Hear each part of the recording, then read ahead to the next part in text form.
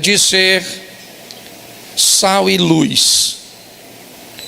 São duas coisas que estabelecem um referencial, que atrai para si a atenção, ok? A Bíblia diz que todo aquele que acende uma lâmpada não a esconde embaixo da cama.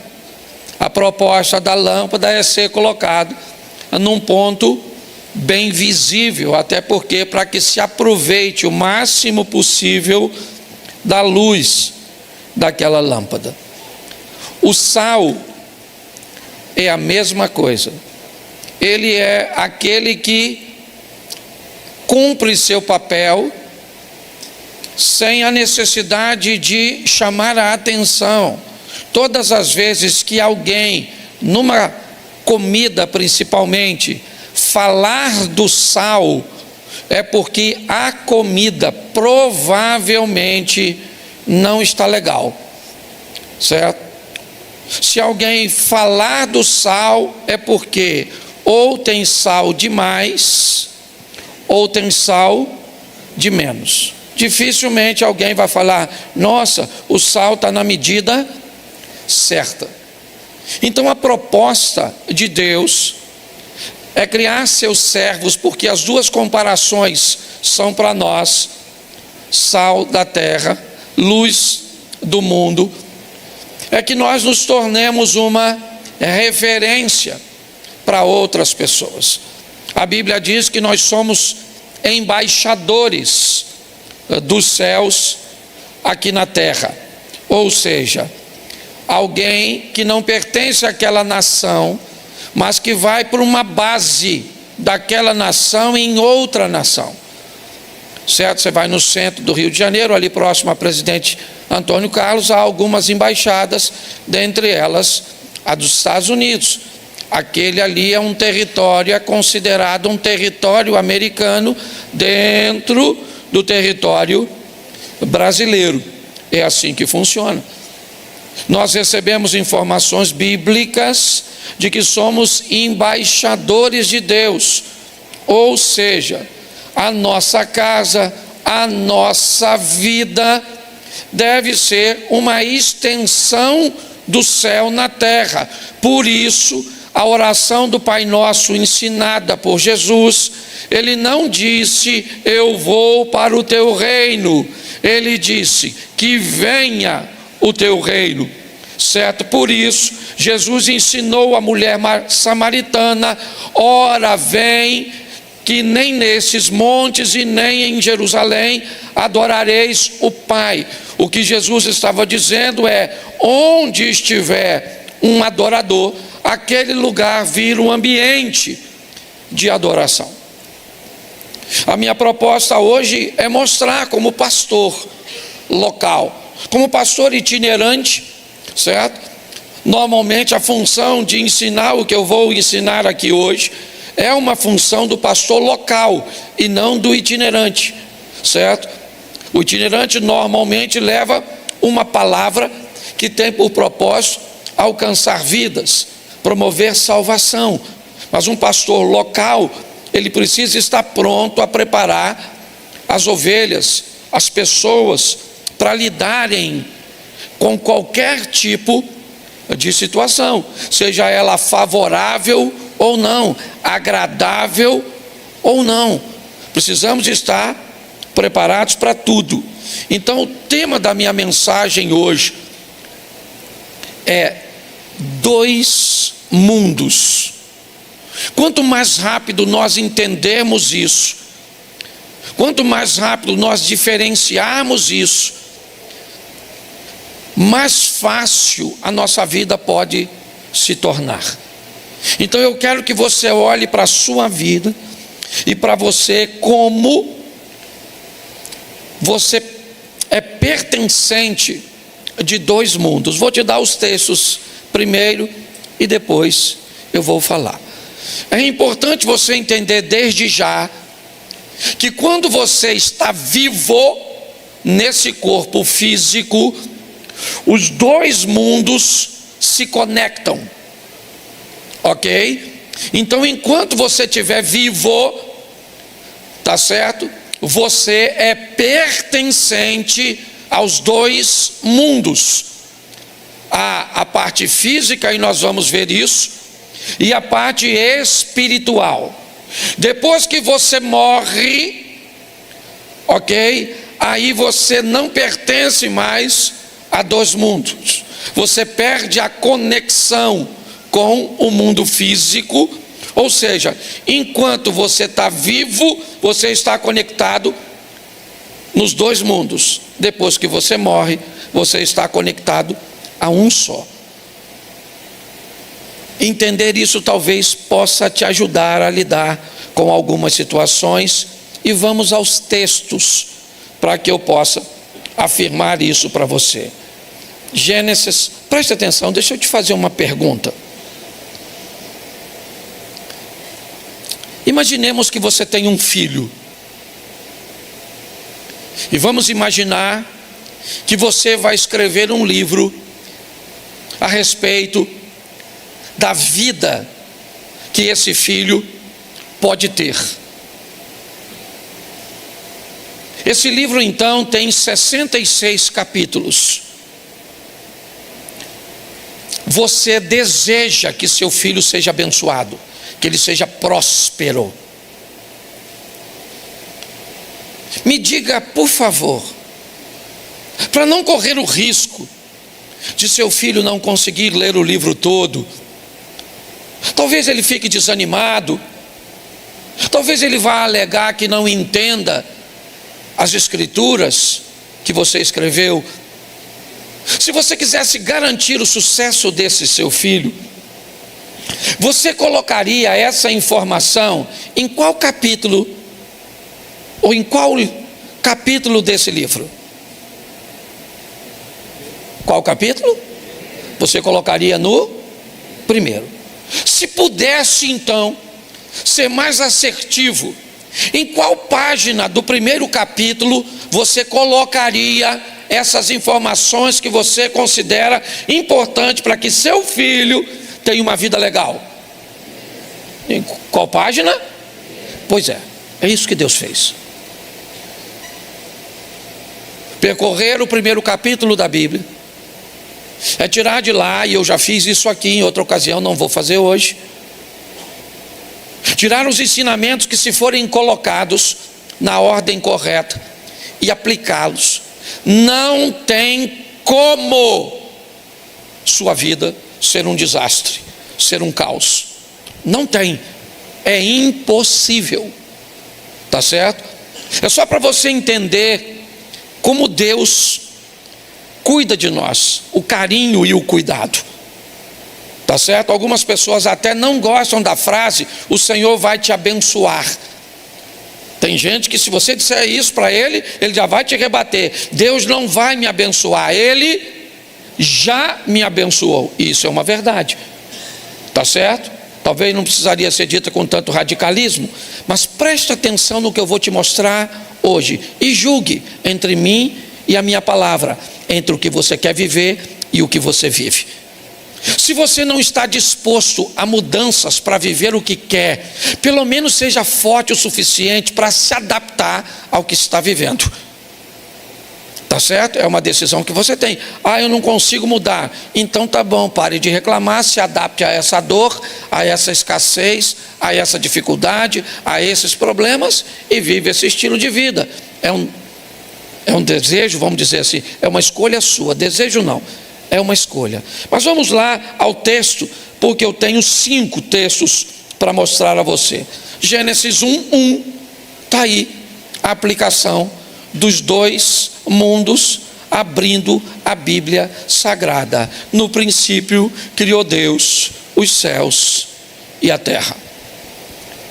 Aqui nós fomos e estamos expostos aos dois mundos, a eternidade nos céus, ok? A eternidade, que ela é mais subjetiva, ela é mais tímida na manifestação, tá certo?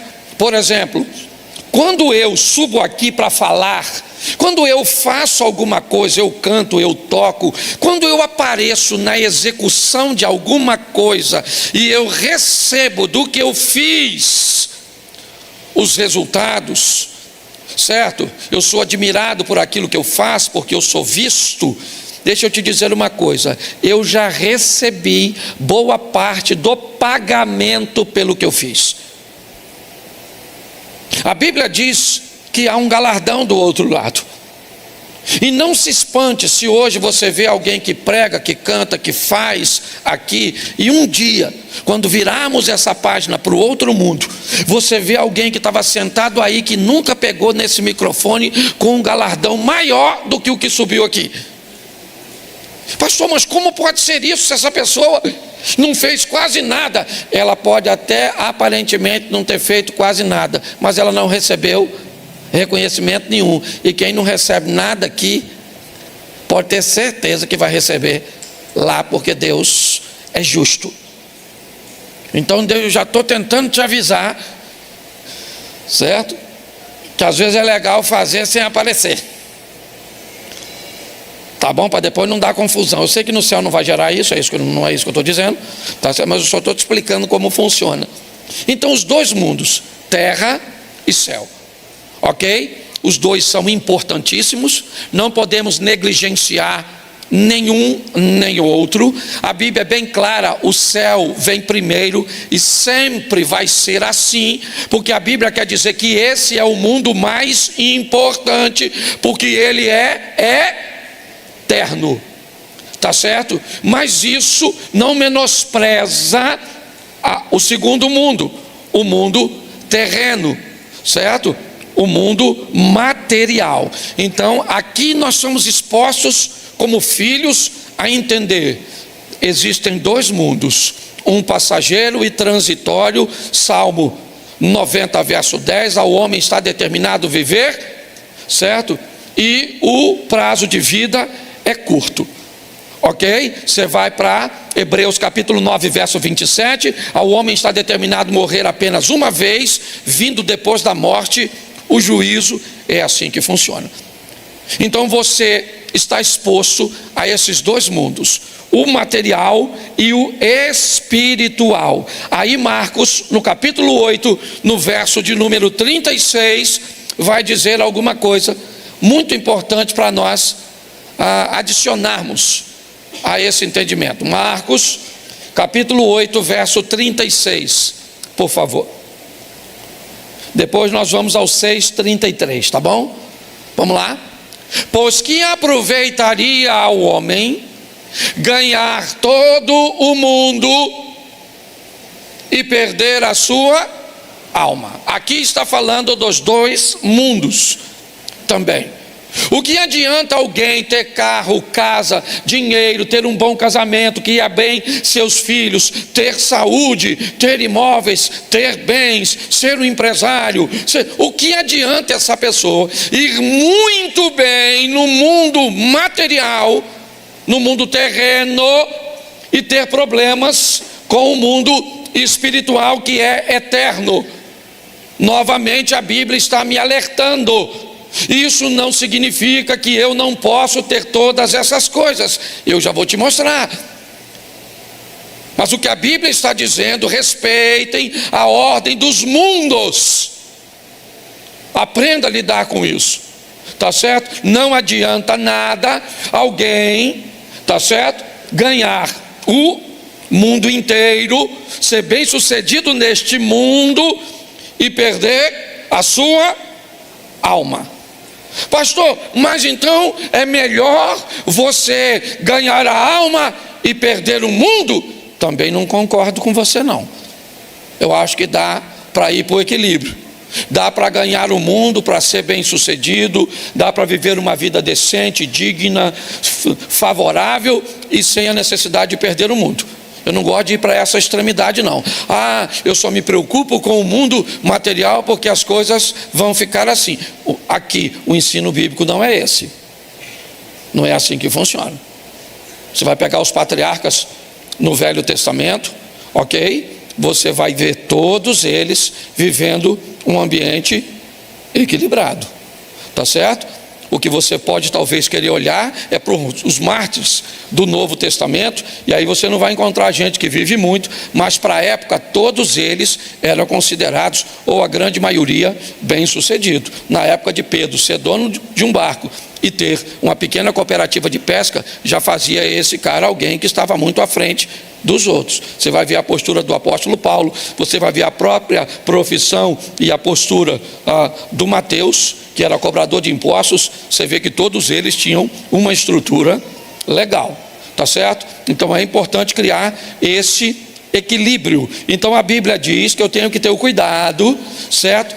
Para não me preocupar demais com o primeiro mundo, ok? Que é esse mundo físico, material que estamos inseridos, e perder a alma. Mateus 6,33, eu acho que eu tinha falado Marcos, mas é Mateus 6,33, depois Lucas 12. Mateus 6,33. Só voltar um. Está no 34. Volta para mim para o 33. Isso. Buscai primeiro o reino e a sua, e todas essas coisas, presta atenção, não está escrito todas as coisas. Tem gente que quando lê esse texto, lê assim: buscai primeiro o reino de Deus e a sua justiça, e todas as coisas vos serão acrescentadas. Não é todas as coisas, é todas estas. E se você quiser saber o que são estas, é só ler os versículos anterior. Olha como é que é simples. Não andeis ansiosos, não se preocupe com a sua roupa, com a comida, não se preocupe. É isso que a Bíblia... Para de dizer que a Bíblia está dizendo que vai te dar tudo. Adaptando um texto, tá certo? Então, tá bem aqui: buscai primeiro o que? O primeiro reino, aquilo que está escrito em Gênesis capítulo 1, verso 1, tá certo? Aquilo que nós lemos em Marcos agora. Então eu busco primeiro o reino e a sua, e então todas essas coisas materiais necessárias, emprego, casa, carro, todas essas coisas me serão. Isso é só você ler anterior. O que a Bíblia está dizendo é isso. Eu busco primeiro prioridade, por quê? Porque é eterno, tá certo? Está lá na Bíblia. Não busque tesouro na terra, onde traça, ferrugem e ladrão pode roubar, mas buscai tesouro no céu, onde não há traça, ladrão, nem ferrugem. A Bíblia está falando de dois mundos, esse aqui e o outro que virá depois. Lucas 12, 5. Esse culto é mais curtinho, então não dá para... Eu, porém, vou mostrar a quem vocês devem temer. Temam aquele que depois de matar tem poder para lançar no inferno. Sim, digo que a esse vocês devem temer. Preste atenção. Olha o que o texto está dizendo: dois mundos. Eu vou dizer a vocês a quem vocês devem temer de fato. Não temam aqueles que podem matar apenas o corpo, ok? Ou seja, acabar com a sua vida terrena. Tema aquele que pode, além de acabar com a sua vida terrena, depois disso ainda lançar você no inferno. Ou seja, os dois mundos estão postos aí de novo. Apocalipse 21, 8. Olha o que está escrito. É aquela relaçãozinha. Apocalipse 21, 8. Vamos lá?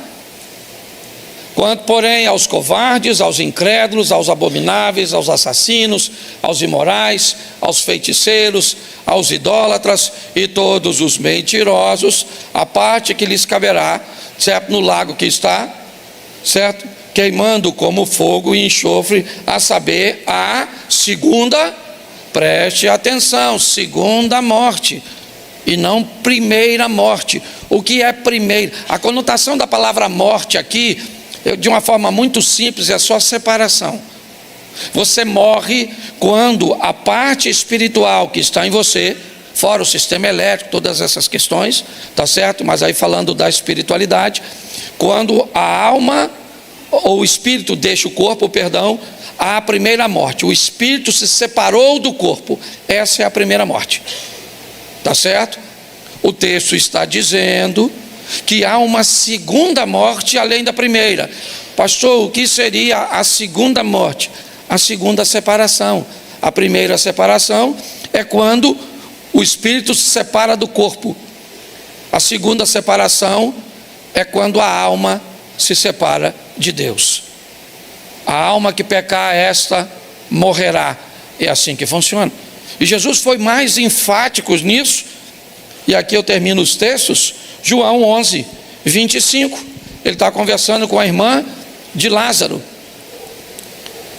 Então Jesus declarou: eu sou a ressurreição e a quem crer em mim, ainda que morra. É isso que Jesus está dizendo. Mas como não faz sentido, ainda que morra, viverá? Como é que pode? Ou ele está morto ou viverá. É porque aqui está falando de dois mundos. O indivíduo aqui, ele está morto para o primeiro mundo, mas está vivo para o segundo mundo, certo? O indivíduo aqui tem o espírito que se separou do corpo, então ele morreu a primeira morte, mas ele não tem a alma separada de Deus, então ele é alguém que vai viver a vida eterna. Deu para entender um pouquinho essa questão dos dois mundos? Porque agora eu preciso te dar algumas informações que não são bíblicas e que vale a pena você refletir. A primeira delas: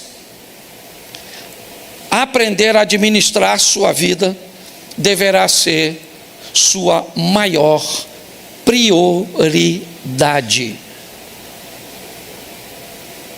A primeira coisa que você deve aprender é administrar sua vida. Que vida é essa? É a vida que me coloca em dois mundos. Então eu tenho que aprender a administrar minha vida dentro desses dois mundos. E para isso vem o número 2. Eu preciso entender de fato que ela é dividida em duas estruturas: física, material, humana, biológica. Você está entendendo? Coisas dessa terra. Mas também entender que ela é espiritual. E para isso, na nossa mente precisa ser implantado a visão de que isso é uma verdade. E mais do que isso, eu tenho que buscar entender, separar e, o mais importante, administrar. Eu tenho que entender, são dois mundos, eu pertenço a ele. Eu tenho que separar o que é espiritual do que é material. E eu tenho que aprender a administrar. Porque eu posso ouvir vozes na minha cabeça, na minha mente, que não vêm do mundo espiritual, e sim do mundo físico, que também é emocional. Se eu não tiver condições, se eu quiser pegar coisas materiais e inseri-las num campo da espiritualidade, eu posso ter sérios problemas. Deixa eu te explicar uma coisa. Isso parece duro, parece alguém de... Mas eu preciso nortear. É isso que eu estava falando com Deus quando eu estava preparando essa palavra. Vocês caminham comigo. Então não posso aplicar a visão de uma outra pessoa no que diz respeito a reino. Deixa eu te falar, na minha cabeça, fé não paga conta. Fé não compra as coisas. Você está entendendo? Comprar as coisas por fé, para mim é irresponsabilidade, a não ser se Deus orientou você. Não pode. Deus orientou você? Então tá bom. Pastor, eu comprei um carro pela fé porque Deus falou. Pode ter certeza, seu carro nunca vai ficar com uma prestação atrasada. Seu carro nunca vai ir para a busca e apreensão. Agora, se em algum momento ele for, você pode ter certeza, não foi Deus que falou com você, porque Deus não é irresponsável. Esse dia alguém falou comigo assim: pastor, o senhor vai orar por um carro que Deus me deu? Eu falei: claro, cara. Quem te deu? Foi Deus. Eu falei: não, isso eu sei, você já falou. Eu quero saber quem Deus usou para te dar. Ele falou: não, mas não foi assim não, eu comprei. Eu falei: não, peraí. Você sabe o que é algo dado? Dado é dado. Eu tenho um carro ali fora que está coberto, um vermelho, que eu estava reclamando no bom sentido, certo? Eu estava lá no Tuninho, no bairro Amazonas, jantando, e eu perguntei a ele: Tuninho, ele é um cara muito bem sucedido, tu já ganhou o carro? Que eu estava com uma encrenca, que pastor Gerson de Petrópolis ganha um carro atrás do outro. Eu nunca ganhei carro. Eu falei: tu já ganhou carro, Tuninho? O Tuninho falou: nunca ganhei não. Eu falei: eu também nunca ganhei. Esses caras ganham carro, fica contando ainda na igreja que ganha carro, só me deixa com raiva. Será que eu estou em pecado? Por isso que eu não ganho carro? Não estou reclamando não, porque eu tinha dinheiro para comprar o carro, mas eu também, falar que ganha seria legal. Peguei meu carro, ele falou que não tinha ganho, e eu também não ganhei. Peguei meu carro e saí. Quando eu saí do Mendanha, que eu peguei a Avenida Brasil, o cara me manda a foto de um carro. E aí, pastor, olha que carro legal. Eu olhei, um Fusca, um Zé do Caixão, vermelhinho, bonito, um troço, Fusquinha guarda-porta. Falei: nossa, que Fusca bonito. Ele falou: o senhor sabe quanto custa? Eu falei: rapaz, esse carro não tem mais preço, ele só tem valor. O preço dele é baixo, o valor vai de quem aprecia. Aí eu falei: mas nem me mostra, porque se eu chegar com mais um carro antigo em casa, minha mulher me põe para fora. Gente, entre esse emaranhado todo, não deu uma hora. Aí ele me manda uma mensagem com a foto do carro: o carro é seu, pastor, manda buscar. Então aquele carro vermelho que está ali, eu ganhei. O resto então comprar e ganhar é diferente, crente. Se você vai pagar, você não ganhou, você comprou. Entendeu? Não suba aqui para dizer que Deus te deu algo que Ele não te deu. Ele te deu condições de até quem vai orar precisa saber o que aconteceu. Senhor, muito obrigado por o Senhor ter dado isso ao teu filho. Não, pastor, eu comprei, agora estou bem empregado, está sobrando um dinheirinho, tem um negocinho para receber, e está tudo certinho, a prestação está dentro do meu orçamento, então o senhor ora para eu não ficar desempregado nesse período, para pagar tudo certinho. Aí, ok? Então as pessoas precisam ter o cuidado para não misturar as coisas, administrar as duas vidas. Misturar as duas vidas pode ser desastroso, exaustivo e pior, pode prejudicar a sua fé. Pode prejudicar a sua fé. Se você não sabe diferenciar o que é espiritual, certo, porque é material, porque é humano, você pode ter sérios problemas para vivenciar isso. E qual é um dos grandes desafios? É que a vida terrena, a vida neste mundo, ela está totalmente integrada a um outro ser humano. Talvez esse seja o grande desafio. A vida neste mundo, preste atenção, a coisa mais importante neste mundo para Deus são pessoas e não são coisas. A maior lição que nós precisamos aprender desses dois mundos é que no mundo físico tem muita coisa importante, significativa, sim, mas a coisa mais importante é o ser humano, o que nós hoje se não prestarmos atenção, não estamos nos preocupando. Estamos perdendo o interesse, certo? E aí vamos precisar ter um amor incondicional. Não interessa, meu irmão. O cara é um mendigo, ele é um milionário, ele é hétero, ele é homo, ele é branco, ele é preto. Não interessa. Você está entendendo? Ele é bom, ele é ruim, certo? Nós temos que ter um amor pelo outro de forma incondicional. Mas aprenda, por favor, misturar amor ao próximo com proximidade com o próximo também pode ser um grande problema.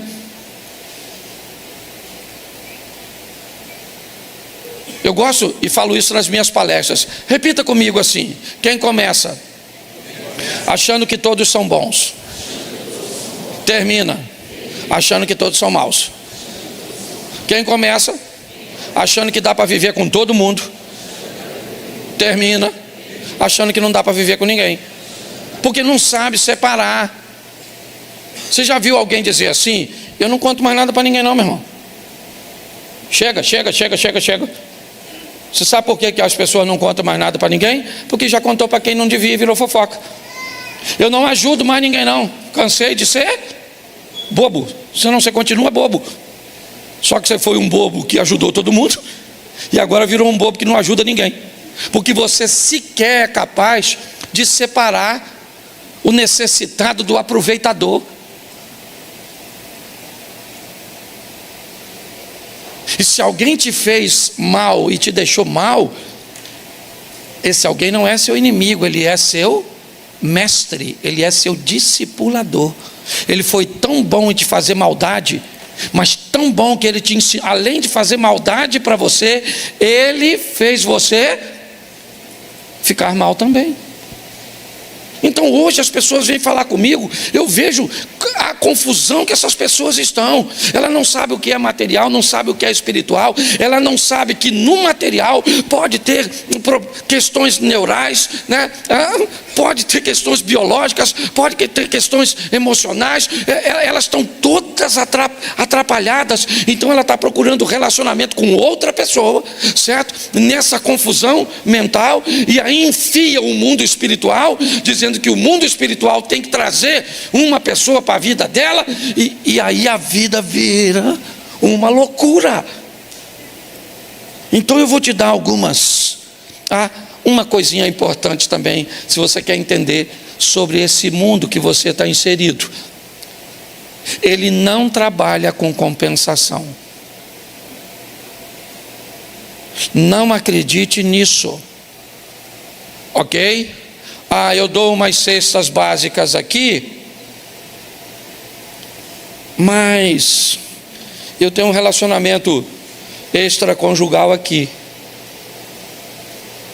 Eu faço bem aqui e faço mal ali. A Bíblia diz que de uma mesma fonte não jorra dois tipos de água. De uma mesma árvore não se dá dois tipos de fruto. É assim que funciona. Então, por favor, tá certo? Cuidado com essa visão. Eu tenho visto, até que no nosso meio eu não vejo muito. Fora, certo? É muito comum ver isso no meio dos abastados, sabe? Das pessoas de recursos, que aí manda oferta para não sei aonde, manda dinheiro para não sei o que, é o Vale do Jequitinhonha, é aquilo ali, e faz umas casas para não sei o que, e manda, e você vai falar com ele, ele vem conversar com você, como se ele tivesse pagando, ok, pelos seus delitos. Muito cuidado, porque nenhum dos dois mundos funciona desse jeito não. Nenhum. Nem o físico funciona assim. A maioria dos físicos, quando você faz muito por alguém, tá certo? Ele também não é capaz de reconhecer. Então, pastor, como é que eu faço para lidar com os dois mundos? Eu te mostro aqui. Quer ir bem no mundo espiritual? Conheça a Bíblia. E conheça a verdadeira Bíblia. Pastor, tem Bíblia falsa? Não, não tem Bíblia falsa. Tem interpretações que fogem da verdade. Mas pastor, como é que eu me afastaria disso? É muito simples. Lendo você mesmo. Quando você deixa os outros lerem por você, você vê um escândalo daquele. Na época, eu não lembro o repórter que foi, entrevistando um senhor que leu adúltera, e leu adultera no lugar de adúltero, certo? E isso fez com que ele pegasse a mulher do membro. O pastor, ele leu assim: vai lá e adultera com a mulher do seu irmão. Ele mostrou o texto para o irmão disse: é isso que está escrito? É, então pega. Quando o repórter foi entrevistar ele, o pastor, o repórter disse: não, mas não está escrito adultera, não, está escrito adúltera. Ou ainda bem que o senhor me falou, mas já tinha pego, a casa já caiu. Sabe qual é o problema? O problema é que a maioria das pessoas fica com a leitura dos outros. Aí está assim de gente na internet ensinando tudo de qualquer jeito, tá certo? Aí a sua vida está toda bagunçada, porque você fica escutando aqui, escutando ali, escutando lá. É um problema sério. Então você quer ir bem na sua vida espiritual? Conhecimento bíblico. Segunda coisa para a vida espiritual: oração. Eu tenho muito cuidado quando falo sobre isso, porque tem duas coisas que me movem. Cláudio Duarte, talvez não seja o seu modelo, estou dando a vocês porque eu sou pastor da igreja. Então, como pastor, de certa forma, eu tenho um modelo a oferecer. A Bíblia é bem clara: você nunca será ouvido pelo muito pedir. Está na Bíblia. Mas pastor, a Bíblia diz: orai sem cessar. Sim, mas a pauta da sua oração, que deve ser incessante, não deve ter a ver com você. O problema não é o tempo que você ora. São duas coisas que você tem que ver: a pauta.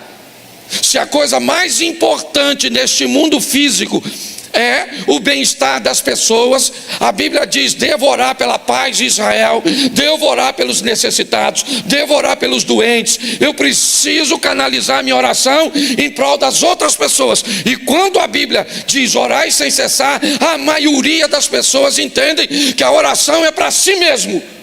E quando você precisa orar muito por você, é porque você normalmente negligencia a administração de mundo físico. Isso é uma realidade. Então não é o quanto você ora, é a pauta.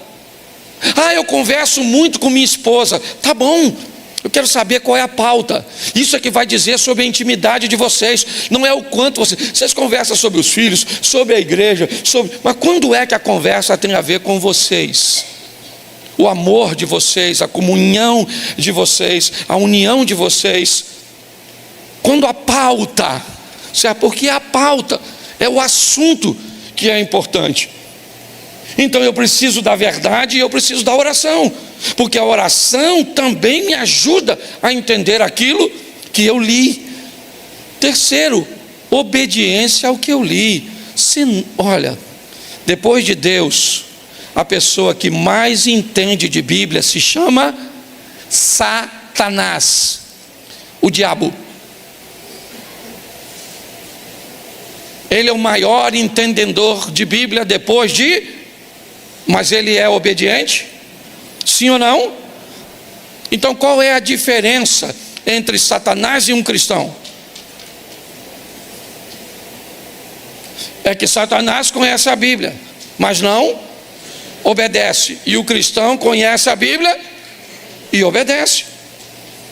Então o mundo espiritual eu preciso conhecer e obedecer. Isso. Quer melhorar o mundo espiritual, o relacionamento nessa área e nesse ambiente? Jejue. Jejum estabelece de uma forma simples duas coisas: poder e proximidade. É isso. No jejum você se aproxima de Deus e adquire do jejum poder para enfrentar coisas que sem ele você teria muito mais dificuldade. Tudo isso é mundo espiritual e bons relacionamentos. Salmo 1. As coisas sempre começam ali no início. Primeiro, bem-aventurado o varão que não anda segundo o conselho dos ímpios, não se detém no caminho dos pecadores, não se assenta à roda dos escarnecedores, antes tem seu prazer na lei do Senhor, e na sua lei ele medita de dia e de noite, e será como uma árvore plantada junto ao ribeiro das águas, cuja as folhas não caem, e os frutos, está tudo escrito lá no Salmo. Então, se eu quero desenvolver uma vida espiritual, você vai me perguntar, pode ver, meu filho está aqui. Você perguntar a ele quantas vezes me viu jejuando, me viu orando, me viu... Pouquíssimas vezes. Pouquíssimas vezes. Certo? Não tem a ver com o que as pessoas estão vendo que você faz, a não ser que você queira estabelecer um exemplo. Aí é outra coisa. Tá certo? Mas é importante nós entendermos isso. Então eu quero desenvolver o mundo espiritual. O que é que eu faço? Eu leio a Bíblia, eu oro, eu obedeço a Deus, eu jejuo e eu estabeleço bons relacionamentos.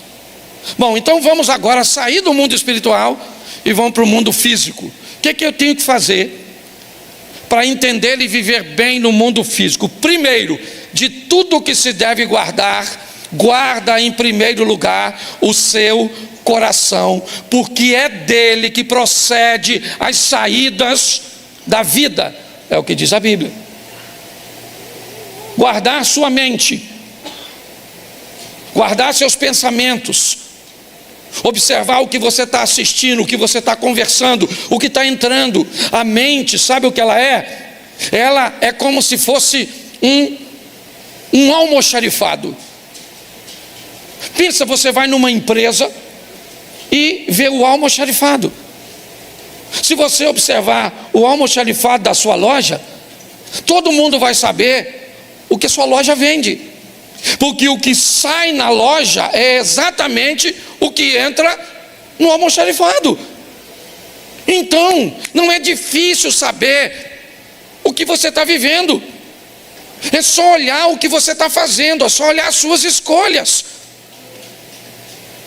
Quando você olha para alguém e vê o que ele está fazendo, como ele está se posicionando, não tem como entrar nele coisas boas e sair coisas ruins. Isso é uma coisa muito simples. Por isso que eu estou dizendo, não tem que espiritualizar. Isso aqui não. Guarda o seu coração, porque está nele, ou é dele que procede as saídas da vida. Segundo, aprenda, está na Bíblia, o dinheiro por tudo responde. Aprenda a administrar dinheiro, aprenda a lidar com ele, ou você vai ter problemas para o resto da sua vida, uma vida apertada, uma vida regrada, uma vida desafiadora, porque a Bíblia diz, o dinheiro por tudo responde. Aí o que você quer fazer? Negligencia a administração, dinheiro, e vamos para a oração, para pedir a Deus para abrir porta. Então está desconectado esse negócio. Eu não estou dizendo que você não deve orar por isso, ok? Eu estou dizendo é que precisa haver uma conexão, tá certo? Terceiro, volta para cá também no mundo físico, bons relacionamentos. Assim como o mundo espiritual requer de você, certo? O mundo físico, você vai precisar estabelecer bons relacionamentos, escolhas. O ano vai virando, o que você faz no final do ano? Quantas pessoas no final desse ano vão sair da sua vida? Vão sair da sua intimidade? Vão deixar de ser próximas? E vão deixar lugares para próximas pessoas? Uma das coisas mais abençoadas numa floresta, sabe o que é? O sol. Entra numa floresta e você pode ver uma árvore bem fininha e ela está toda tortinha assim, ó. O galinho vai para lá, às vezes ela está desse tamanhozinho, já foi 3 ou 4 voltas. Sabe o que ela está tentando? pegar o sol que entra pela clareira, onde ele tiver, o calor tiver, ela vai tentando, entra e você vai ver o tamanho das árvores grandes e a dificuldade das árvores pequenas de sobressair. Sabe o que elas estão esperando? A queda de uma árvore grande, porque todas as vezes que uma árvore grande cai numa floresta, sabe o que ela abre? Uma clareira. E todas as vezes que uma clareira é aberta, sabe o que acontece? O sol passa a alcançar árvores que nunca receberam o sol, e aí agora elas começam a crescer. A vida é do mesmo jeito, mas seu ciclo nunca muda, e provavelmente sua história também não. Mundo físico se muda com trabalho. Não dê lugar à preguiça. Quanto mais você trabalhar, pastor, eu trabalho demais. Tá bom. Tem bons relacionamentos? Não. Administra bem dinheiro? Não. Guarda o coração para ter saídas para a vida? Não. Então provavelmente você deve estar bastante cansado e com resultados bem ruins. Isso deve estar te cansando, está exaustivo. Lembra quando eu disse lá em cima? Ok? Isso vai te dar exaustão, cansaço, e pode até prejudicar a sua fé. E no mundo físico, acredite na biologia. Acredite no sistema neural. Acredite. Pare de achar que tudo é do mundo espiritual. Cuide. Hoje a viagem que eu fiz até chegar no aeroporto, foi com um cientista. Ele estava indo para Copenhague, Dinamarca, é isso? É isso? Ele estava indo para Copenhague, ok? Por uma conferência onde ele ia palestrar, e nós viemos 2 horas conversando. E eu vi a importância de entendermos isso, o que somos nesse corpo aqui. Quanto mais rápido nós entendermos isso, irmãos, mais fácil vai ficar. Ah, pastor, mas Jesus disse: no mundo tereis aflições. Ele disse, mas ele também disse: eu vim para que tenham e a tenham em... Então decide o que você quer ficar. Você quer isolar um texto e viver ele? Eu vou respeitar. Só que, goste você ou não, existem 2 mundos. Você está inserido nele, ok? Então aprenda a administrar, ou aprender a administrar a sua vida deve ser sua prioridade. Entender que ela funciona em 2 estruturas vai ser para você algo libertador. Mais do que entender isso, implantar uma visão na nossa mente, buscar entender, separar e administrar. Se você mistura os 2 mundos, não sabe o que é espiritual, não sabe o que é físico, não entende o que ouve, não entende o que fala, se atrapalha quando compra, se atrapalha na escolha de pessoas, e aí inevitavelmente isso vai ser desastroso, exaustivo, e é só uma questão de tempo até a sua fé ser abalada. Essa é a verdade. Conheça a Bíblia, ore, obedeça, jejue e ande com boas pessoas. Isso vai fortalecer você para o mundo espiritual. Guarde seu coração, aprenda a administrar dinheiro, tenha bons relacionamentos. Evangelho de Lucas, capítulo 16, a partir do verso de número 19. Jesus vai contar uma história.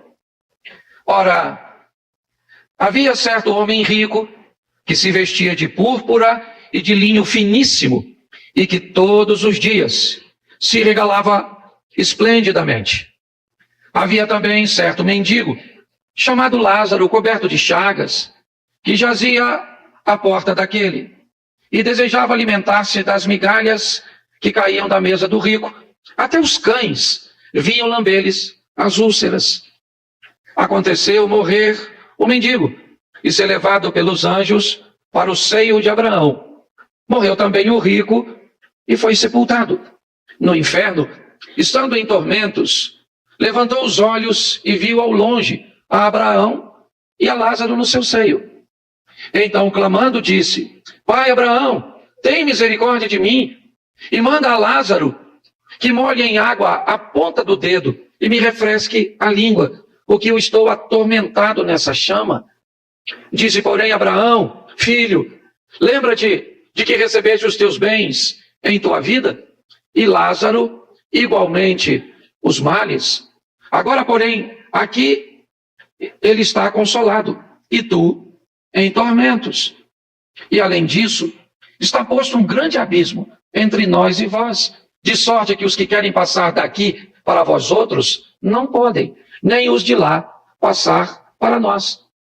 Então replicou-lhe: Pai, eu lhe imploro que o mandes à minha casa paterna, porque tenho 5 irmãos, para que lhes dê testemunho, a fim de não virem também para este lugar de tormento.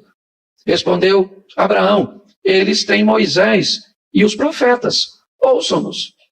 Mas ele insistiu: Não, pai Abraão, se alguém dentre os mortos for ter com eles, arrepender-se-ão.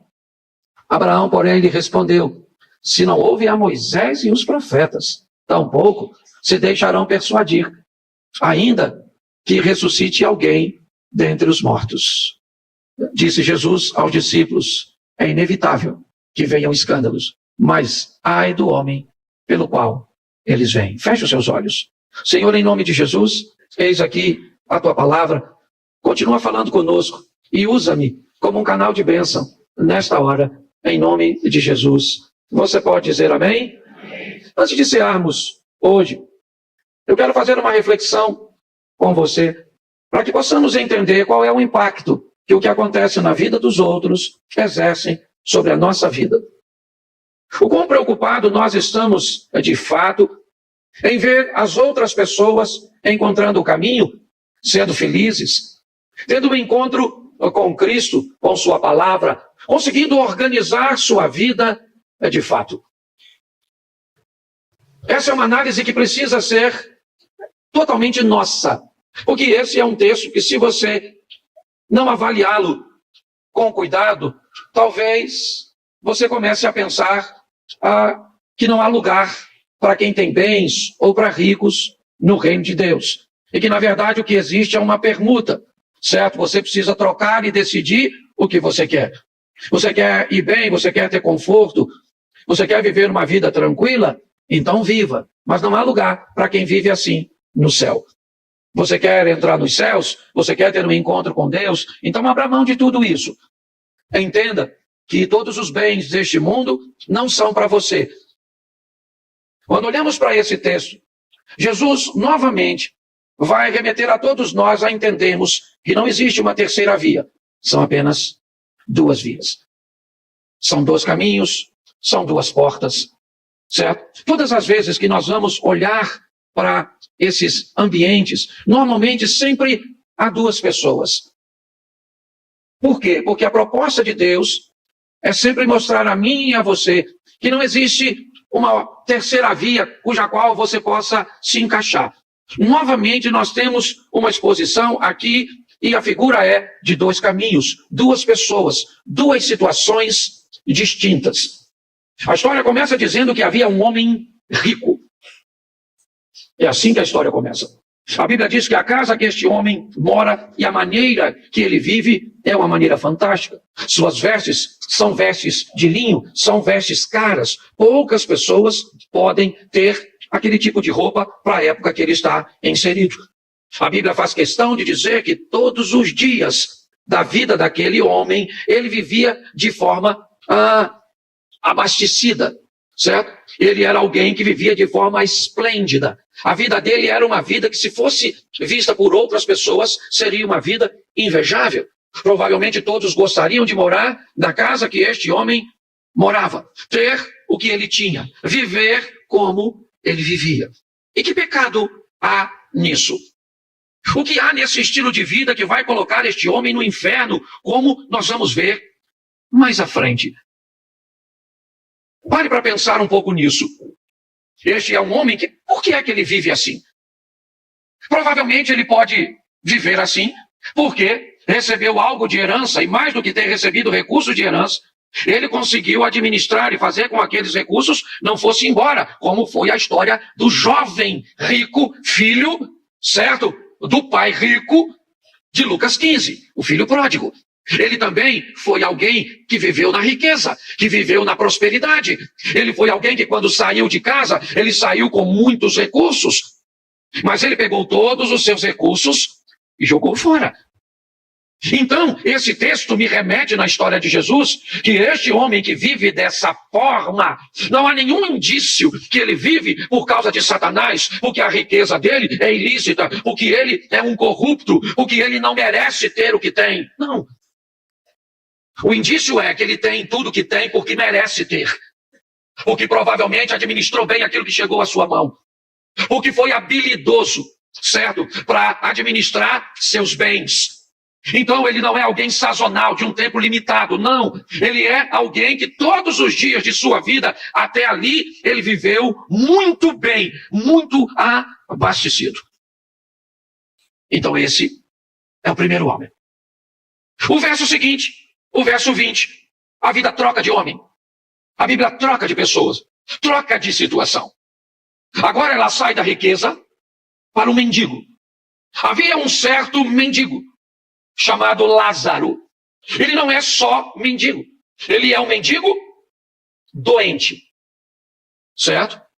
Ele está doente. Suas úlceras, suas chagas, suas feridas estão abertas.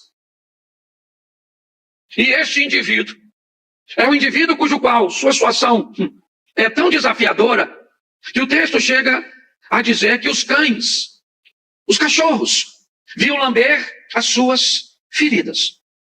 Bom, aí nós vamos tentar entender por que é que ele está nessa situação. Será que Lázaro está nessa miséria porque fez alguma coisa de errado? Será que o pecado fez com que Lázaro adoecesse? Quem sabe, na verdade, Lázaro tem o que merece. É isso. Ele está nessa situação porque ele fez por onde está. Será que é assim que funciona sempre? Será que algumas pessoas não podem viver o caos sem culpa? Sem ter feito nada por merecer? Será que as coisas não podem se tornar difíceis, caóticas? E nós, ao olharmos para essa pessoa, não identificarmos erros, pecados? Pare e pense. A vida, ela é bem interessante. Jesus está mostrando duas coisas bem opostas, bem antagônicas. É verdade. Porém, há uma coisa que precisa ser observada. É onde o segundo homem está.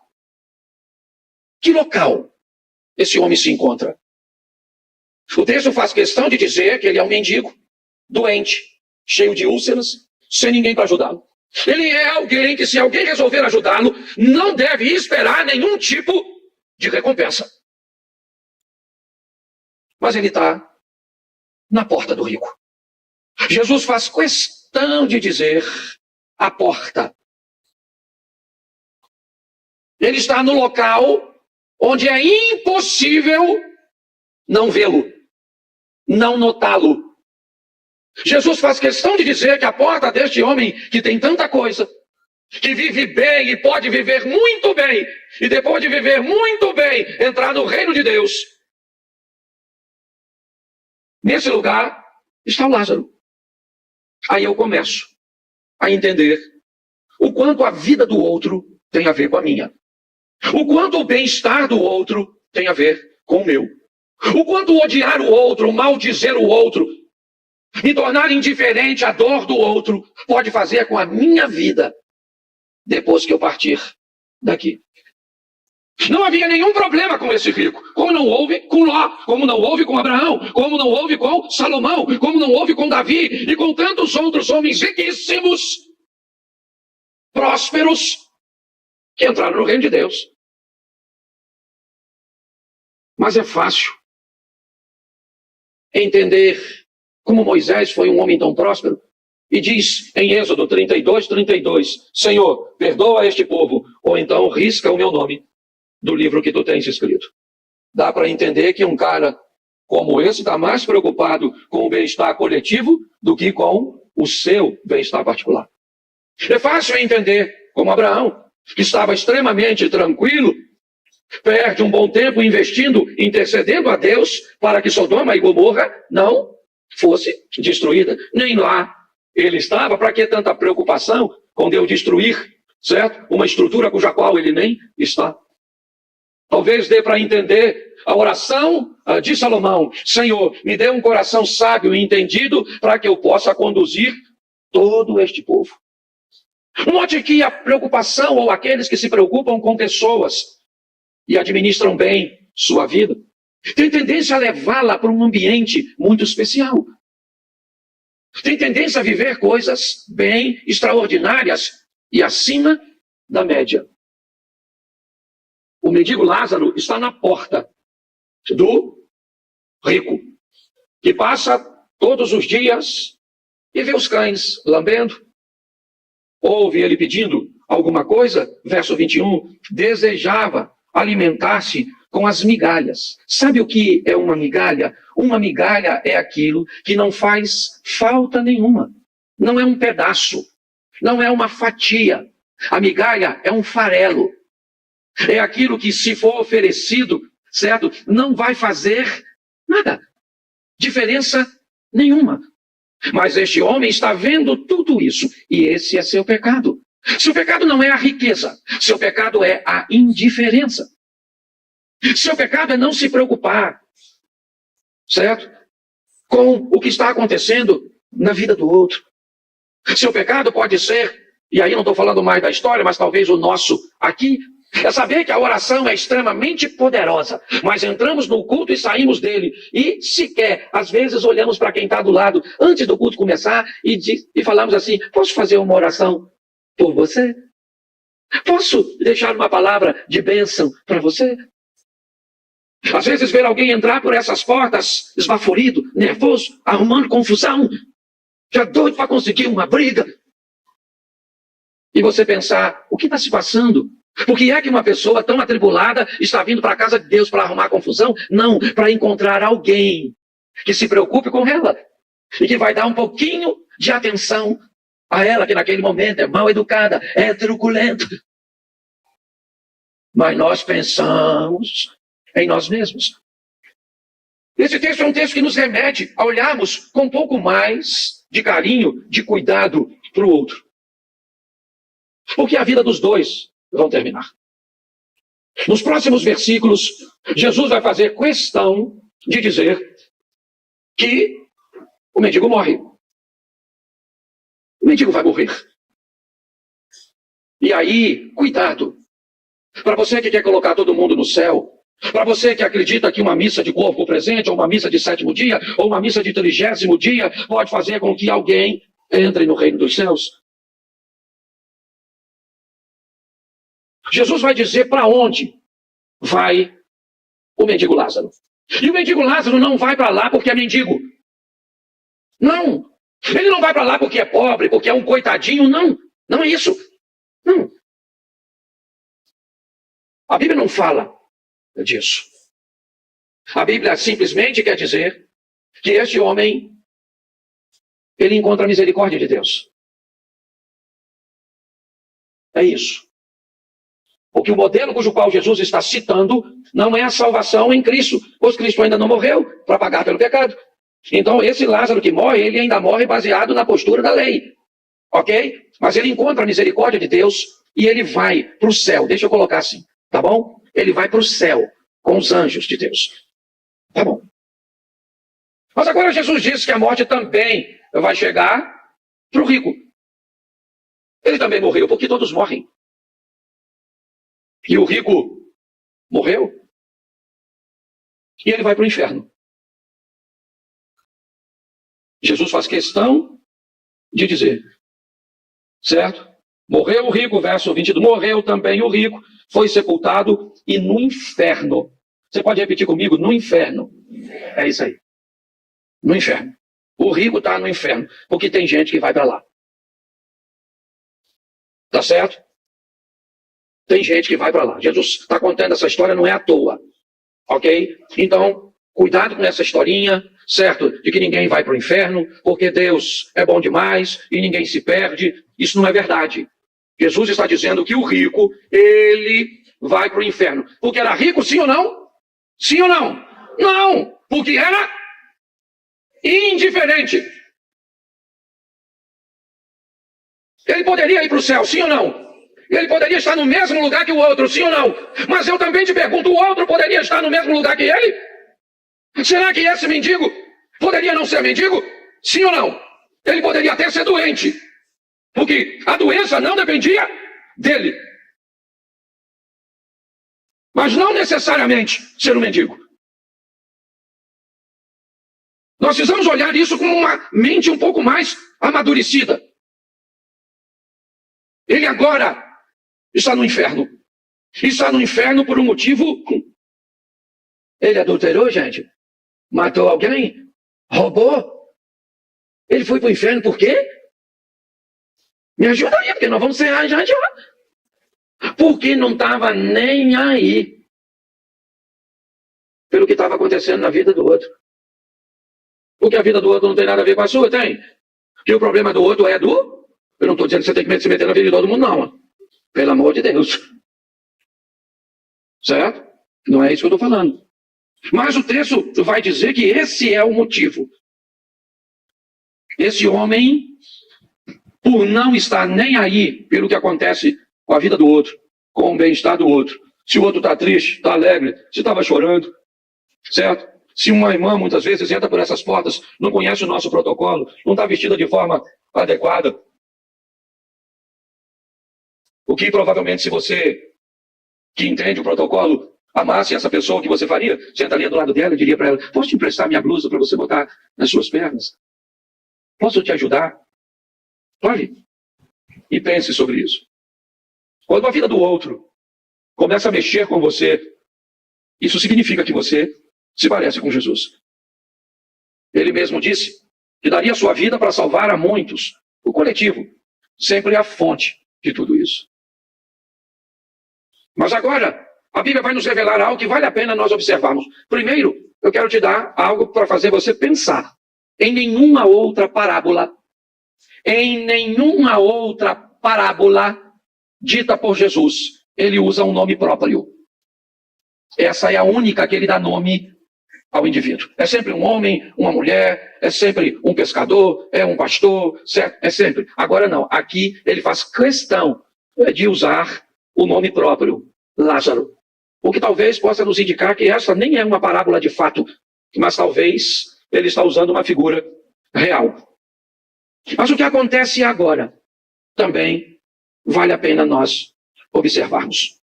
Primeiro, o verso 23 diz, no inferno, o rico ergue os olhos, estando em tormento, e viu ao longe Abraão e Lázaro no seu seio. Essa é uma preocupação, não uma preocupação, mas algo que merece ser avaliado. O cara vai para o inferno e leva para o inferno a memória daqui. No inferno ele ainda lembra quem é o Lázaro.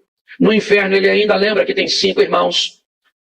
O que indica que quem for para o inferno e está nesse culto vai lembrar dele. Bem que o pastor falou. Lembro mesmo daquele culto que ele falou que eu ouvinha e eu não ia esquecer. Cuidado que você pode estar rindo de você. Mas escute só. Certo? O rico, ele está no inferno e ele tem a memória. Isso é algo que vale a pena só para a gente entender um pouco como funcionam as coisas. E ele então consegue se comunicar com Abraão. Talvez uma figura de linguagem aqui, mas ele diz, pai Abraão, tem misericórdia de mim. Peça ao Lázaro que molhe só o dedo na água e coloque nos meus lábios, porque eu estou aqui atormentado. Abraão explica que agora, depois da morte, não há mais como reverter.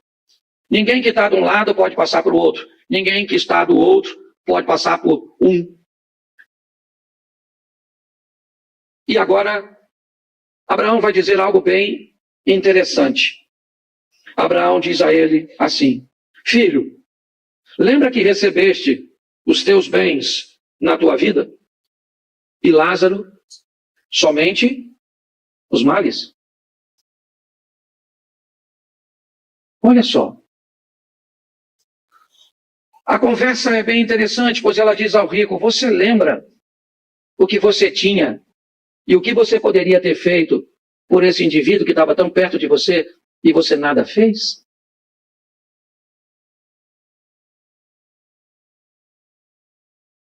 Eu confesso a você que essa mensagem falou demais comigo.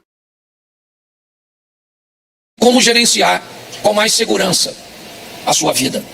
Lucas 15 fala da ovelha perdida, da dracma perdida e termina com o filho perdido. E Jesus disse: um certo homem tinha 2 filhos. Eu quero sustentar essa passagem com 2 outras passagens. Mateus capítulo 7, verso 13, diz: entrai pela porta estreita, porque larga é a porta e espaçoso é o caminho que conduz à perdição. Muitos são os que entram por essa porta. E porque essa porta é a estreita e apertado é o caminho, e poucos, são os que a encontram. O segundo texto é Mateus 6, 24. Ninguém pode servir a 2 senhores, porque há de odiar um e amar o outro, se dedicar a um e desprezar o outro. Não podeis servir a Deus e a Mamão. Preste atenção, porque o texto começa dizendo que havia 2 filhos. E não apenas havia 2 filhos, havia 2 portas. E não 2 portas simplesmente, certo? Mas 2 senhores. O que a Bíblia está tentando nos mostrar é que não podia ter 2 filhos, 3 filhos, não podia ter 3 portas, porque não há uma terceira via, não há um terceiro caminho, não há um terceiro Senhor, não há uma terceira opção. Não há uma opção que eu poderia estar isento de fazer parte de uma dessas 2 opções. Quando a Bíblia diz que há somente 2 filhos, que há 2 portas, ok? O que a Bíblia está tentando me dizer é que não existe nada além de céu ou inferno, nada além de Deus ou Satanás. Não existe nenhuma possibilidade, ela tenta deixar clara, certo? Dizendo que apesar dos 2 serem filhos, e aqui não necessariamente ou obrigatoriamente os 2, teria que ir um para o inferno ou o outro para o céu. A Bíblia é clara em dizer que Deus, certo, tem o desejo que ninguém se perca, mas ela enfatiza isso de uma forma muito intensa. Ou seja, não há nenhuma terceira opção. A Bíblia quer deixar claro: não há um morreu, acabou. Não é as coisas findam aqui e o mundo espiritual não existe. Não é isso. E ela tenta deixar isso claro, certo? Falando das 2 portas, expressando os 2 senhores e trazendo à luz os 2 filhos. Então o primeiro passo que Jesus quer mostrar é exatamente esse. Tá certo? 2 caminhos. Por isso existem 2 filhos. E aqui cada um, na verdade vai representar caminhos diferentes. E isso ele nos fala no verso seguinte. No verso 12 temos o mais novo. No verso 25 temos o mais velho. E se você observar, a postura do mais velho é totalmente diferente do mais novo. A Bíblia faz questão de falar do mais novo sendo arrojado, alguém corajoso, expansivo, alguém apto a tomar decisões. E ao mesmo tempo a Bíblia vai mostrar o mais velho, altamente conservador, alguém que se sente seguro ao lado do pai.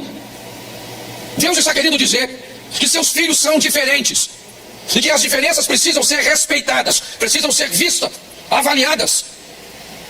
Então muitas vezes nós temos muita dificuldade de lidar com a diferença dos outros. Temos tanta dificuldade para lidar com a diferença que é muito comum acharmos pessoas diferentes como defeituosas. Se elas não são igual a mim, se elas não fazem a coisa como eu faço, eu brinco com isso. Só para ilustrar, vamos fazer um café? Vamos para um cafezinho? Vamos fazer o café. Coloca a água para ferver, sim ou não? Sim ou não? Coloca o pó na água. Vamos voltar para o café. Vamos lá? Coloca a água para ferver, sim ou não? Coloca o açúcar na água. Tá ruim de fazer o café, tá ruim de tomar. Certo? Deixa eu te falar, se coloca o açúcar na água, coloca o pó no coador e passa a água doce no coador com pó, o que nós fizemos? Isso. Se joga o pó na água, mistura. Joga a água com pó no coador. Depois coloca o açúcar, o que nós fizemos? Isso. Então o que aconteceu? Nós fizemos o café de forma diferente, mas tudo é isso. Mas quando alguém faz o café diferente. Se nós não tivermos maturidade, ele está fazendo o café errado. Entende? Então pessoas são diferentes. Deus está nos alertando, nós fazemos parte de um corpo, vivemos um ambiente de unidade. Então a probabilidade de um ser igual ao outro é quase zero. Então os filhos de Deus são diferentes. O mais novo tem um temperamento, um comportamento, uma maneira de ver o mundo. O outro, certo, tem outra maneira, mas os dois são filhos de... Então olha para quem está do seu lado e diz, você é filho de Deus. Esquisito, mas é. Porque nós temos por hábito, se a pessoa não é igual a nós, se ela faz de forma diferente, se ela pensa de forma diferente, você está entendendo? O modelo de oração é o meu. O lugar que eu sinto a presença de Deus, todo mundo tem que sentir. Então é só alguém não cumprir o protocolo que vai ser taxado. Então está lá o filho mais moço no verso 12 e o mais velho no verso 25. Então, filhos não são iguais. Mas olha o verso 13. Poucos dias depois, o filho mais novo, ajuntando tudo, partiu para uma terra longínqua. E aqui nós estamos entendendo que Jesus quer dizer por que ele foi embora. Ele foi embora porque estava a fim de administrar os seus bens. E aqui, certo, indica que ele não sabia administrar, mas queria ter a administração. Então qual era o problema desse filho? É que ele não estava concordando com a administração do pai. Os limites que o pai estabelecia, a maneira cuja qual o pai regia dentro da casa, certo? Não lhe agradava. Então ele não está querendo só seus bens. Ele quer sair debaixo de uma administração que ele considera mas ele não sabia administrar. Mas eu aprendi uma coisa, que não saber administrar não é tão ruim quanto não saber que não sabe administrar. Porque quem sabe que não sabe administrar já sabe alguma coisa. E o problema é que tem gente que não sabe que não sabe. E quando você não sabe que não sabe, você pode correr o risco de pensar Dilma Rousseff. Certo? Então ele acha que sabe. A pressão na casa do pai, por quê? Porque ele é um garoto com personalidade aguerrido. Porque tem filho assim, rebeldezinho. Certo? Ele quer ir, e Deus está falando, é filho dele, sim ou não? Os dois aqui são filhos dele. O pai dessa história é o próprio, e Deus está falando de seus filhos. E ele está dizendo, eu vou embora, vou pegar minhas coisas e vou viver a minha vida. E lá vai ele, viver a vida dele. No verso 3, desperdiçando tudo, vivendo dissolutamente. Lá está ele, sexo, droga e rock and roll, Woodstock. O garoto está botando para quebrar, certo? Longe da casa do, está vivendo do jeito que quer, certo ou errado? Certo ou errado? Isso aí. Eu não vou dizer que está certo nem que está errado. Eu só vou dizer que cada um aprende da forma que precisa aprender. Tem gente que aprende direitinho, se você falar, tem gente que não aprende, tem gente que não aprende, tem gente que não aprende. Tem gente que não adianta, você pode falar, ele tem que ir, ele tem que apanhar, ele tem que sofrer. Porque se tem uma coisa que ensina a pessoa e faz as pessoas mudar, chama-se sofrimento. Te falaram, para de comer gordura, para de comer açúcar, diminui o sal, dorme mais, se estressa menos. Você nunca aceitou. Mas um dia você estava andando assim e alguém pagou um disruptor. E você, puf, acordou lá no hospital, se deu tempo, só que eles trocam tudo coladinho assim com aquela geleiazinha. Onde eu estou? É na porta da morte. Quase morreu. Aí descobriu que tinha um avião entupido, enfiou uns estentes, você atirou daqui, mandou pra cá. Menino, não toma mais Coca-Cola. Se vê você comendo sal, briga. Entendeu? Corre de dia, de noite, de madrugada, corre até dormindo, faz exercício. Por que mudou? Porque sofreu, tem jeito. É verdade. É verdade. Sua mulher reclamava contigo, meu amor, você está sem tempo, meu amor, cadê você, meu amor, fica aqui perto de mim. Você não tinha tempo. Quem apareceu? Ricardo apareceu, Ricardo tem dinheiro? Não tem. Ricardo é bonito? Não tem. O que Ricardo tem tempo? Ricardo é tão atencioso, ele tem tempo pra tudo, Ricardo tem tempo. Ah, pastor, eu amo minha mulher. Tá certo? A senhora, seu marido falou, minha filha, pelo amor de Deus, vambora, minha filha, vamos lá, você está sempre offline, vambora, minha filha, sempre vambora. A senhora, não, tô com dor de cabeça, tô cansado, tô com isso, tô estressado. Quem é que apareceu? Jezabel apareceu. Jezabel não tem nem cabeça para doer, na verdade, quanto mais indisposição, porque tem gente que só muda se sofrer. Então cada um, eu não tô nem falando se está certo ou se está errado, eu só tô falando de ambiente de transformação. Então tem gente que precisa estar exposto, sim, lá foi ele. E no verso 14, quem é que aparece? Aquela que aparece para todo mundo. A crise. E ela veio depois que ele gastou tudo, senão não é crise. Quando ele gastou tudo, houve naquela terra. Que terra é aquela? Que terra é aquela? É a terra distante de seu pai. Entendeu? É distância dos domínios do pai. Teve uma grande e ele começou a passar. Então a crise vem para todo mundo. Não é só para você não. Você pensa que é só você que está em crise. Nós estamos aqui hoje vivendo crise diferente. Tem uns que estão sem grana, outros estão em grana, mas estão sem saúde. Outro está com a saúde danada, mas não tem grana. Outro tem saúde e grana, mas está com o casamento tudo destruído. Outro está com o casamento tão bom, tem saúde, tem grana, mas está com os filhos perdidos. Então a crise, ela vem para todo mundo. Tá certo? Então, ele está lá, vivendo a crise. E quando a crise chegou, ele descobriu uma coisa muito legal. Verso 15. Foi na crise e chegou-se a um dos cidadãos daquela, o qual mandou para os seus campos apacentar os porcos. Quando a crise chegou, ele vai descobrir algo muito importante. Ele também teve uma crise existencial na casa do pai. E quando ele estava na casa do pai e teve uma crise, ele foi conversar com o pai. E o pai lhe deu uma herança. Agora a crise chega para ele de novo, mas ele não está na casa do pai. Ele está num ambiente estranho. E lembra, a Bíblia diz, 2 filhos, 2 portas, 2 senhores, certo? Se o pai é o senhor da casa, o dono da manada de porcos e da pocilga é o Satanás, que não tem compromisso nenhum com eles, ou com os filhos, que para os filhos os porcos são mais valiosos. O texto indica que ele, apesar de cuidar de porcos, a ração que ele recebia como comida, como pagamento, não era suficiente sequer para saciar sua própria fome. O texto faz questão de dizer, pelo menos de insinuar, que ele não dava comida para o porco. Porque se ele desse comida para o porco, ele não precisava pedir, era só pegar. Alguém acima deles. É como se esse garoto só tivesse naquela pocilga para limpar o chiqueiro. Olha, quem está contando a história é Jesus. Na casa do pai eu tenho uma crise, eu vou no pai eu tenho herança. Na casa do outro pai, porque também é pai. A Bíblia diz que muitos têm o diabo como pai. E é assim que funciona. Uma paternidade que na verdade ela não é real, ela é adotiva, porque todos nós somos filhos de Deus, a não ser que se negue. Então esse é um texto, certo? Nesse momento ele vai descobrir uma realidade. E quando ele olha para a realidade do verso 15, ok? E o 16, porque coloca o 16, desejava encher o seu estômago com as bolotas que os porcos comiam e ninguém lhe dava nada. Mas aí o verso 17 entra em cena.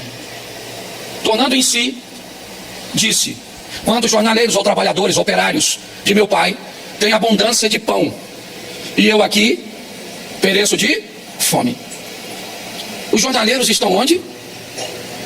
Na casa do pai de quem? Dele. Olha o que ele descobriu. Levou tempo, precisou de uma viagem, precisou de perdas, precisou de dores. Mas lá ele olha e diz, quantos trabalhadores do meu pai, eu estou nessa situação, mas eu ainda tenho pai. Ele olhou para o passado. O presente dele não é bom, não. Mas agora ele consegue olhar para o passado e lembrar que ele ainda tem mesmo estando naquela situação, ele ainda tem um pai. A decisão de ir foi dele. Mas quando nós lemos o 18, põe o 18 por favor. Levantar-me-ei, irei ter com o meu, e dir-lhe-ei, pai, pequei contra o céu e perante, verso 19, já não sou digno de ser chamado teu, faz-me como um dos teus jornaleiros, dos teus empregados. O garoto não perdeu só dinheiro, ele perdeu mais. Não foi só o valor monetário que ficou nessa viagem. Ele está aprendendo o valor da casa do pai. E nem sempre o valor da casa do pai se descobre na casa do pai. Às vezes o valor da casa do pai você só descobre lá fora. Às vezes você só descobre o valor de uma esposa a hora que a esposa vai embora. Você só descobre o valor do marido a hora que o marido vai embora. Você só descobre o valor do pai quando ele está no caixão. E quando ele vai embora. E você agora. Porque ele resolvia coisas e você não sabe resolver. Ele pensava para você não precisar de pensar muitas vezes. Ele deixava de comer, e tem muita gente que sabe que já fez isso, para colocar o melhor pedaço do frango no prato do filho. Ou muitas vezes dizer para um filho, não estou com fome, e estava, certo? Para que o filho tivesse do bom e do melhor. Nem sempre as pessoas conseguem descobrir os valores no lugar que deveria descobrir. O garoto descobriu o valor do pai lá longe, lá na casa do outro. Quando o outro mostrou para ele o que era paternidade, ele não gostou. E quando ele não gostou, ele lembrou que aquele não era seu pai, e que ele tinha um pai. E ele disse, eu vou voltar, e vou falar com meu pai. Olha só, se você analisar direitinho, ele volta para casa se sentindo mais filho do pai que ele descobriu no caminho do que do próprio pai. Tanto é que ele diz, não precisa me tratar como filho. Me trata como um dos seus empregados. Eu descobri o valor de estar na presença do meu Pai. É isso. É isso que Deus está tentando nos mostrar. Muitos de nós não precisaríamos passar pelas coisas que passamos, sofrer o que sofremos. Mas se você tiver num sofrimento, não se desespere. Não se esqueça, você ainda tem um Pai. E Ele está onde sempre esteve, no controle de todas as coisas. Pare de olhar seus erros como uma fatalidade. Seja honesto e corajoso o suficiente para colher. Eu sempre digo, essa semana o médico falou comigo, falou: Cláudio, eu gosto daquele texto seu que diz o seguinte: se você plantou um limão, vai ter que colher isso. Então conte com a misericórdia de Deus para te dar um pouquinho de açúcar nessa limonada. Mas o limão você vai ter que colher. É a misericórdia do Senhor. Ele está. E o texto agora diz assim, verso 20: levantando-se, foi para o seu pai, e quando ainda estava longe, viu seu pai e se moveu de íntima compaixão, e correndo-lhe, lançou-lhe ao pescoço e preste atenção, o pai estava esperando ele. É isso que Jesus está dizendo, certo? O filho então diz no verso 21, e o filho lhe disse: pai, pequei contra o céu e perante, já não sou digno de ser chamado teu. Isso, você precisa ir lá fora para saber o valor aqui de dentro. Porque tem muita gente que só sabe o valor de verdade das coisas quando perdem, infelizmente. Enquanto tem, não consegue valorizar. O filho voltou e disse: eu não sou digno de ser chamado teu filho. Pronto. Voltei, mas voltei numa posição que para mim é a posição de servo. Tá boa demais. Mas ele voltou para a casa do pai, verso 22. Mas o pai disse ao seu servo, não falou com ele. Ele não falou com ele. Ele está sem autoridade naquela casa. Até o presente momento, para os servos, ele não é mais nada. Os servos não têm autoridade para dar nada para ele. Nada. Porque nada é dos servos. Tudo é do pai. Então o pai diz aos servos, está ali, ó: trazei depressa a melhor roupa, vestilho, põe-lhe um anel na mão e alparcas e sandália nos pés. Pega esse menino que saiu cheio e voltou vazio, saiu rico, voltou pobre, mas saiu soberbo e voltou humilde, saiu pecador, mas voltou consciente. Então faz o seguinte: pega uma roupa nova agora e coloca nele. Pega um anel nosso, um sinete, um símbolo da nossa família, e enfia no dedo dele, porque nem o anel que ele saiu, que dizia que era da família, ele conseguiu conservar no dedo. Ele quebrou todas as alianças e bota uma sandália no pé dele. Olhe bem, o que esse menino agora vai alcançar é a reintegração feita pela misericórdia do pai. Que é a misericórdia. O pai é Deus. O outro pai, o dono dos porcos, não. Para ele o porco, aquele ali não é filho dele, certo? Não é filho dele, está trabalhando para ele, mas não é filho dele. Eu não tenho vínculo com você. Aliás, olhar para você é um grande desgosto, porque você me traz a lembrança do meu pior inimigo. Você não é meu filho, você é filho do meu inimigo. Então eu vou te tratar assim. Aqui não vai ter refresco para você. E Jesus foi bem claro: 2 filhos, não são 3. Eu não tenho como não fazer parte disso. Eu não tenho. Não existe uma terceira opção cuja qual eu, certo, posso escolher. Por isso muitas pessoas dizem que não há livre-arbítrio, porque você não tem uma terceira opção. O livre-arbítrio de fato seria: eu não quero nada, nem céu, nem inferno, nem nada. Mas não é isso. Não vou discorrer nisso, mas muitas pessoas defendem isso. Mas quando nós olhamos para cá, você não vê nada. Tá certo? O pai está reintegrando ele. Coloca uma roupa, coloca um anel e coloque uma sandália. Verso 23, dá para colocar, santo? Glória a Deus. E trazei o bezerro. Isso, lembra? O que é o bezerro cevado? Quem aqui lembra do... Quer ver? 2 coisas que eu... Até talvez a minha realidade não seja a sua. Era março e marcava o casamento para novembro. Então o que fazia? Arrumava um porco. E aquele porco, o cabrito, certo? Ele já era preparado por... Alguém vivenciou isso? Isso, porque casamento naquela época era casamento. Casamento. O que acontecia? Olha só, troço chique. A cortina da sala vinha para a varanda. Ela era esticada na janela. Lembra aquela janela? Aquele ferro fininho. Pelo menos na casa dos pobres. Você lembra? Aí então, pegava a mesa, colocava aquela toalha, certo? Um latão de 200 litros num canto. Lembra? cheio de refrigerante ou cerveja, não sei qual era a sua realidade. Por cima dele, aquele pó de serra fantástico. Essa garotada nova não sabe nada disso. Sabe nada, isso é que é aventura, não é? E por cima do pó de serra, o que ia? Me ajuda aí. Jornal, isso, para conservar, certo? O bolo, lembra aquele bolo assim? O glacê era de 3 andares. Porque era barato o glacê, o bolo é que era caro. Então você fazia um bolo desse tamanho assim, o glacê assim, certo? As crianças tudo correndo. E você acredita que nessa luta os caras ficavam casados até morrer? Lembra disso? Aquele docinho? Lembra? Tinha uns que eles ainda passavam ele numas bolinhas redondas, dura que só o cão, lembra? Você lembra disso? Você lembra disso? Por isso que nós temos história, rapaz. Essa turma mais antiga, isso é igual Highlander, só morre e corta a cabeça, não é verdade? E a turma hoje, não. Hoje, menino, casa em castelo. Castelo! Você entra aquelas taças, tudo de cristal. Isso, dura uns 6 meses o casamento, assim. Uns 6 meses depois acaba. Mas vamos voltar pro texto aqui, que eu não sei o que eu fui fazer lá no casamento, né? Mas era só para falar do cevado. Isso aí, olha só, o bezerro estava guardado para um momento especial. E agora o momento especial chegou. Quem chegou?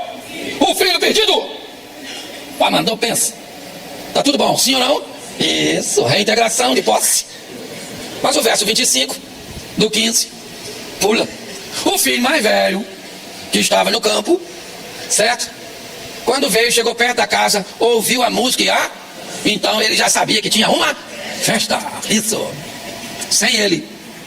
Ele estava fazendo o quê? Provavelmente trabalhando, moleque trabalhador. Chapa quente. Quando ele chegou perto, aí, olha só, bota o 26. Chamando um dos, a casa de quem? A casa de quem? Então a quem ele deveria perguntar? O pai. Vai perguntar quem não deve? Vai escutar o que não deve. Pegou um dos servos e perguntou o que era a festinha. O servo mandou bala.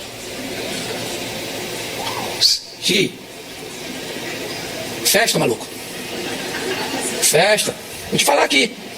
Não quero botar lenha na fogueira, não. Mas duvido se acertar quem está lá dentro. Duvido. Certo? Paga uma Coca-Cola se você acertar quem está lá dentro. Sabe quem é? Eu vou falar que você não vai saber. Teu irmão. Pô, meu irmão voltou? Beleza. Não. Escuta aqui. Voltou pobre. Sujo. E falou pro seu pai tudinho, não escondeu nada não. Falou que pegou as piriguetes mesmo, que chapou o coco, que foi pra calçada da fama, e que foi, falou que foi, e que bebeu isso, que Jesus bebia, e ele bebia também, e que não tem pegado. Porque se você pergunta quem não deve, você tá entendendo? Vai trazer alguém para visitar a igreja. Tem dúvidas a respeito de algumas coisas, é divórcio, é vida sexual, é dinheiro. Não pergunte a qualquer pessoa, porque senão isso pode comprometer sua caminhada. Ao invés de perguntar o dono da casa, perguntou o criado. Pronto. Olha o que o criado falou. Ele disse: veio teu irmão. Entendeu? Contou a parada. Teu pai pegou o bezerrão, maluco, sabe? O cevadão. O bezerro de ocasiões especiais. E matou só porque o recebeu. São e são. Ô, gente, deixa eu falar uma coisa pra você. Para de esperar a misericórdia dos seus irmãos. Não é todo mundo que você encontra, não, irmão. Nos irmãos você vai encontrar pancada. É gente para tentar puxar o seu tapete. Pastor, você não pode falar isso da igreja. Ou posso? Eu sei. Pastor, por que ninguém puxou o seu tapete ainda? Porque aqui eu só fico sentado. Sou otário. E se ficar em pé, irmão, você sabe disso. Ele já tentou fazer isso com você. Te dá uma pernada porque você é bom. Porque notou em você características que pode levar você adiante. A verdade é essa. Não sou otário.